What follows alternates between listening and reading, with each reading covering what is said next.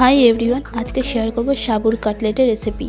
তার জন্য সাবুটাকে গরম জলে ভিজিয়ে পেঁয়াজ লঙ্কা ধনেপাতা কেটে সিদ্ধ আলুটাকে ভালোভাবে মেখে নিয়েছিলাম। তার মধ্যে ভিজিয়ে রাখা সাবুটা দিয়ে সব কাটা যেগুলো কেটে রেখেছিলাম দিয়ে এর মধ্যে পরিমাণ মতন গরম মশলা জিরে গুঁড়ো দিয়েছিলাম, আর মাঝখানে একটু আদা রসুনও গ্রেট করে দিয়েছিলাম।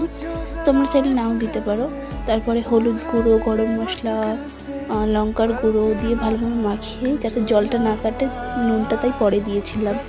তারপরে মাখার পরে নুন দিয়ে স্বাদ মতন আর একটুখানি কর্নফ্লাওয়ার যাতে একটু আঠালো ভাবটা হয় দিয়ে ভালোভাবে মাখিয়ে নিতে হবে। তারপরে এটা গোল করে টিকি আকারে গরম তেলে মিডিয়াম টু লো আছে ভেজে নিয়ে এপার ওপার করে লাল লাল তুলে নিলেই রেডি। এটা যেমন হবে ক্রিস্পি বাইরে তেমন ভিতরে সফট। এটা তোমার সস দিয়ে বা শুধু খেতে পারো।